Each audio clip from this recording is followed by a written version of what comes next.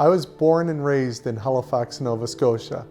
My father, John, and my mother, Marina, came through Pier 21 in 1957. They met here in Halifax and were married. I'm Labi Kasoulis. I'm running to be the leader of the Liberal Party and your next Premier of Nova Scotia. People ask me how to pronounce my name. It's easy. It's phonetic.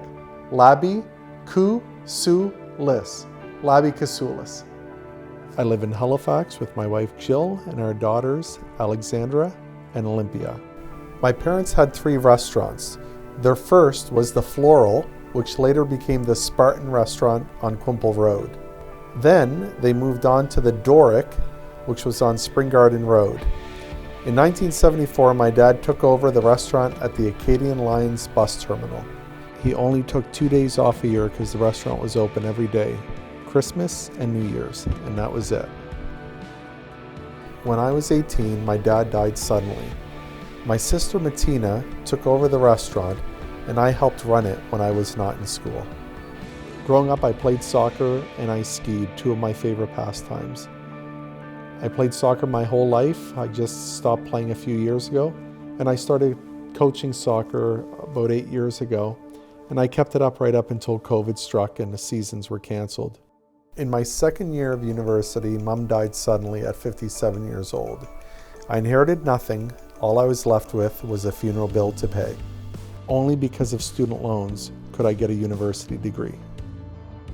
I finished university, graduating from St. Mary's, and early in my career, I worked at Scotiabank. I trained in Truro, then the bank moved me to Amherst, where I became the commercial lending manager.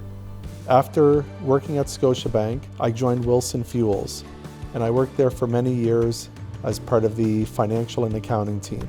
After Wilson Fuels, I moved to Trenton Works, and I took a senior executive role with the organization, and it was a great experience, and it was an honor to live in New Glasgow. Back in Halifax, myself and my sister started a small business, Zephyr Rug and Home, which was on Quimple Road. Volunteering is a big part of my life. They were values instilled into me by my parents.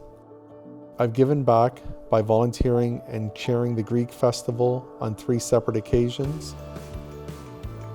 It was not a lifelong goal of mine to be a politician, but I realized this was a way I could give back and make a difference in Nova Scotia.